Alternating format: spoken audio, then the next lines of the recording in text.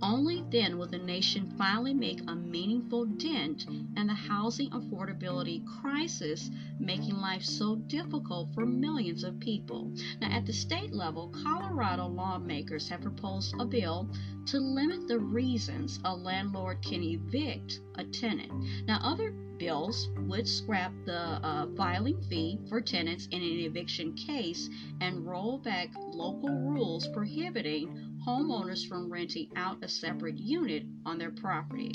If we don't act now, said Colorado governor in his recent State of the State speech, largely focused on housing, we will soon face a spiraling point of no return. Now, other states are also grappling with the same problem. In Washington state, a bill would require 10% of new housing around transit hubs to be affordable for low-income residents, and another would bar landlords from increasing rent by more than 5% annually during a rental agreement term. And in Massachusetts, a bill would invest over $4 billion toward building and shoring up affordable housing in response to the state's estimate that more than 200,000 additional homes will be needed by 2030. Now, it would be the largest housing investment in state history, and time will tell whether such initiatives can be successful implemented and to what degree they will actually help seniors. Now, if America does not act, the crisis will only worsen over time, and this was powerfully illustrated by a 2018 report from the U.S. Census Bureau titled "The Graying of America: More Older Adults Than Kids by 2035." Now, the report states this: in less than 2 decades, the graying of America will be inescapable. Older adults are projected to outnumber kids for the first time in U.S. history. Look at that. Already, the middle-aged outnumber children, but the country will reach a new milestone in 2034. It also goes on to say this: this demographic transformation caused by a rapidly aging population is new for the United States, but not for other countries. America has been different until now. It continues to say this: higher fertility and more international migration have helped stave off any aging population, and the country has remained younger as a result. But those trends are changing. Americans are having fewer children, and the baby boom of the 1950s and the 60s has yet to be repeated. Fewer babies coupled with longer life expectancy equals a country that ages faster. Now, people are already calling the lack of housing a crisis today. How bad will things be in 2034? Creative ideals are especially needed now, right now, to house people with fixed or dwindling incomes and with insufficient savings, the Harvard report said. These could include house or apartment sharing to cut back on costs rather than living alone, okay? Accessory dwelling units, or ADUs, known as casitas or granny flats, and in-law units.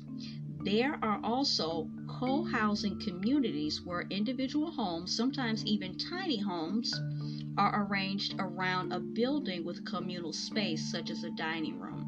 But if trends hold, more older adults will be out on the streets. Okay, so while there are efforts, are being made to address issues surrounding rent and housing in a general way, most are silent about the problems that impact the community as we know as the elderly.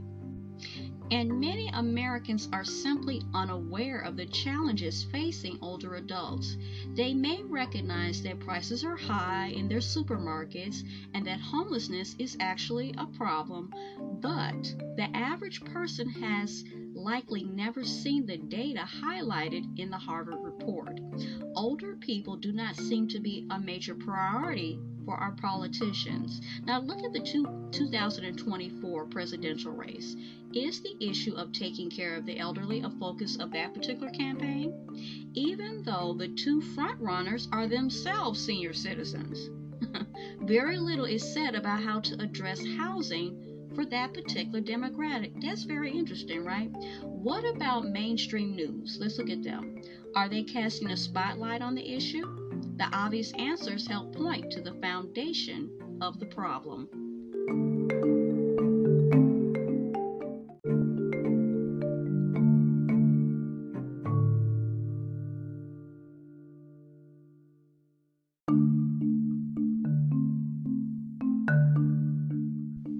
So, decades ago, older people were afforded more honor and respect. Now, the aged among us are increasingly treated with a great deal of apathy. We can observe this in the general lack of urgency and solutions to their housing crisis, but also in other areas. Now, the foundational problem facing older Americans is not really about actually housing. At its core, the problem has much more to do with one word: respect. Now think of children who send their aging parents to assisted living homes to receive subpar or poor care, and then they basically forget about them. Consider the 1 in 10 elderly Americans, will experience at least one form of elder abuse each year. And statistics show their abusers are most often members of their own family. Also, think of many forms of financial abuse older people suffer: identity theft, telemarketing scams, phishing scams, abuse of power of attorney, and so much more. According to the Nursing Home Abuse Center, seniors lose at least $2.6 billion annually to financial abuse alone. So why do so few speak out about these issues? Now, as society drifts further, we have to pinpoint this, we have to bring attention away from God. The Bible book of 2 Timothy illustrates the natural result.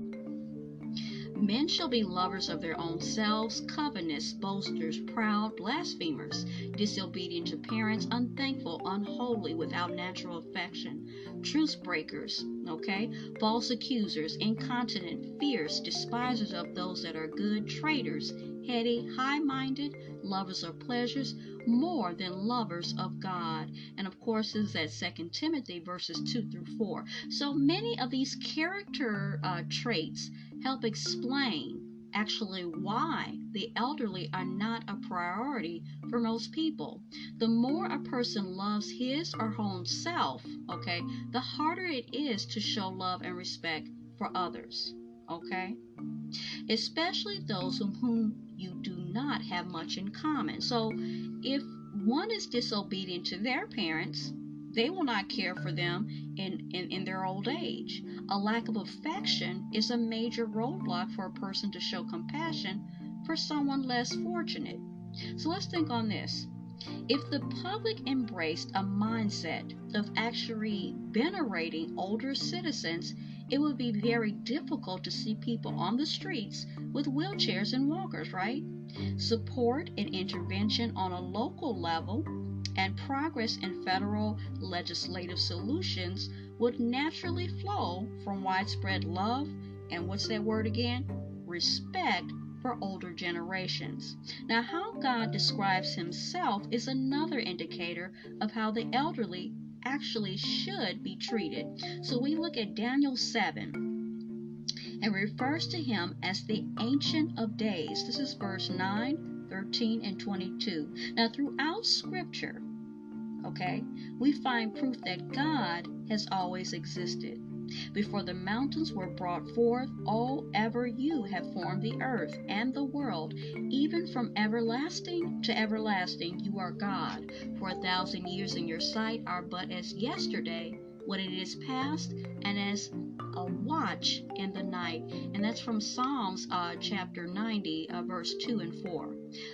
Let's put it another way. These verses show that God is, if we had to put it in one word, old. This knowledge prepares us to examine other verses detailing just how precious elderly people are to actually God. So we're going to turn our attention to Leviticus. And Leviticus commands this at Leviticus 19:32. You shall rise up and stand before